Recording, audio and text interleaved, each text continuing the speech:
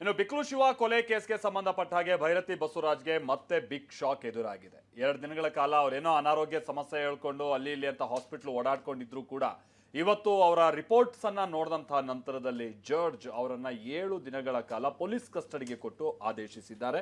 So 42ನೇ ACJM ಕೋರ್ಟ್ನ judge ಇವತ್ತು ಇಂಥದ್ದೊಂದು ಆದೇಶವನ್ನ ಕೊಟ್ಟಿದ್ದಾರೆ. ಮತ್ತೊಂದು ಕಡೆ ಬಿಜೆಪಿಗೆ ಸಹಜವಾಗಿ ಇದು ಮುಜುಗರದ ಸಂಗತಿ. ಆದರೆ ಇದನ್ನ ಪೊಲಿಟಿಕಲಿ ಇದನ್ನ ಈ ರೀತಿಯಾದಂತಹ ಒಂದು ದ್ವೇಷ ಸಾಧಿಸೋ ಪ್ರಯತ್ನ ಮಾಡ್ತಾ ಇದ್ದಾರೆ ಅನ್ನುವಂಥ ಒಂದು ಸಮರ್ಥನೆಯನ್ನ ಬಿಜೆಪಿ ಮಾಡ್ಕೊಳ್ತಾ ಇದ್ರು ಕೂಡ ಇವರು ಅವ್ರ ಮನೆಗೆ ಹೋಗೋದು, ಸಾಂತ್ವನ ಹೇಳೋದು ಅಥವಾ ಅವ್ರ ಜೊತೆಗಿದ್ದೀವಿ ಅನ್ನುವಂಥ ಧೈರ್ಯ ತುಂಬೋದು ಇದು ಯಾವುದೂ ಆಗ್ತಿಲ್ವಲ್ಲ ಅಂತೇಳಿ ಬಿಜೆಪಿ ಕಾರ್ಯಕರ್ತರೆ ಕೆಲ ಕಡೆ ಎಲ್ಲ ಇದನ್ನ ಮಾತನಾಡ್ಕೊಂಡು ಓಡಾಡ್ತಾ ಇರೋದನ್ನ ನೋಡ್ತಾ ಇದ್ದೀವಿ. ಅಂತೂ ಇವತ್ತು ಭೈರತಿ ಬಸವರಾಜ್ ಅವರ ಮನೆಗೆ ವಿಜಯೇಂದ್ರ ಸೇರಿದಾಗೆ ಕೆಲವರೆಲ್ಲ ಹೋಗಿ ಅವ್ರ ಕುಟುಂಬಕ್ಕೆ ಧೈರ್ಯ ತುಂಬೋ ಪ್ರಯತ್ನವನ್ನ ಪಟ್ಟಿದ್ದಾರೆ. ಬನ್ನಿ ಏನಾಗ್ತಾ ಇದೆ ಈ ಪ್ರಕರಣಕ್ಕೆ ಸಂಬಂಧಪಟ್ಟಾಗೆ ನೋಡ್ಕೊಳ್ಳೋಣ.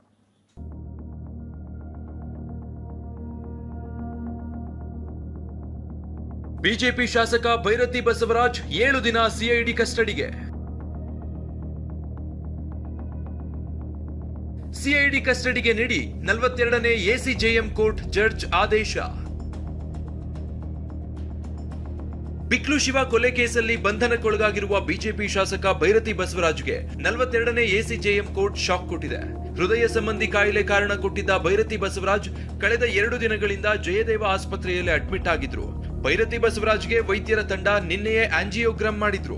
ಇಂದು ವರದಿ ಸಿಐಡಿ ಕೈ ಸೇರ್ತಾ ಇದ್ದ ಹಾಗೆ ಸಿಐಡಿ ಭೈರತಿಯನ್ನ 42ನೇ ACJM ಕೋರ್ಟ್ ಜಡ್ಜ್ ಮನೆಗೆ ಕರೆದೊಯ್ದಿದ್ರು.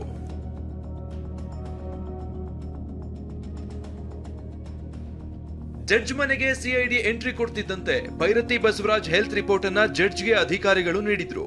ಭೈರತಿ ಆರೋಗ್ಯ ನಾರ್ಮಲ್ ಇರೋದು ಗೊತ್ತಾಗ್ತಿದ್ದಂತೆ 7 ದಿನಗಳ ಕಾಲ ಕಸ್ಟಡಿಗೆ ನೀಡಿ ಆದೇಶ ಹೊರಡಿಸಿದ್ರು.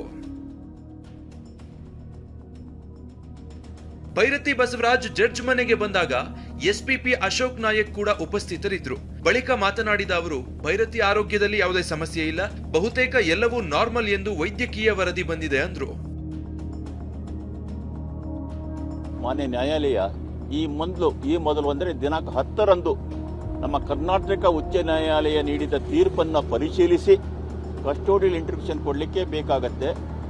ಮತ್ತು ಹಿಂದೆ ಏನಾದರೂ ತನಿಖೆ ಮಾಡಿದರೂ ಸಹ ಈ ಕಸ್ಟೋಡಿಯಲ್ ಇಂಟ್ರಿಬ್ಯೂಷನಲ್ಲಿ ಕೊಡಬೇಕು ಎಂಬ ಒಂದು ನಿರ್ಧಾರಕ್ಕೆ ಬಂದು ಶನಿವಾರದವರೆಗೆ 1 ಗಂಟೆವರೆಗೆ ಆರೋಪಿ ಬಸವರಾಜರವರನ್ನು CID ಕಸ್ಟಡಿಗೆ ನೀಡಲಾಗಿದೆ.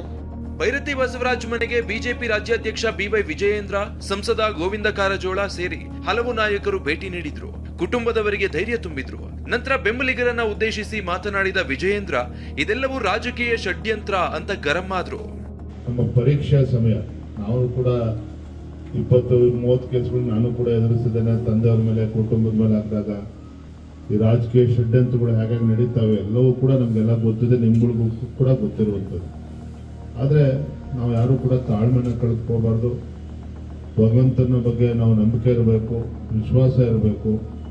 ಇವತ್ತೆಲ್ಲ ಒಂದು ಒಳ್ಳೆ ಅಡ್ವೊಕೇಟ್ಸ್ ತಂಡವೂ ಕೂಡ ಇದೆ. ಇವರೊಂದು ಪ್ರಾಸೆಸ್ ಸ್ವಲ್ಪ ಸಮಯ ತೆಗೆದುಕೊಳ್ತದೆ. ವಿಚಾರಣೆ ವೇಳೆ ಭೈರತಿ ಬಸವರಾಜ್ ಮನೆ ಊಟದ ಬಗ್ಗೆ ಮನವಿ ಮಾಡಿದ್ರು. ಈ ಬಗ್ಗೆ ಅರ್ಜಿ ಸಲ್ಲಿಸುವಂತೆ ಜಡ್ಜ್ ಸೂಚನೆ ನೀಡಿದ್ರು. ಅರ್ಜಿ ವಿಚಾರಣೆ ನಾಳೆಗೆ ಬರಲಿದೆ. ಸದ್ಯ ಭೈರತಿ ಬಸವರಾಜ್ಗೆ ಜಯದೇವ ಆಸ್ಪತ್ರೆ ಮೆನುವಿನಂತೆ ಊಟದ ವ್ಯವಸ್ಥೆ ಕಲ್ಪಿಸಲು ಸೂಚನೆ ನೀಡಲಾಗಿದೆ.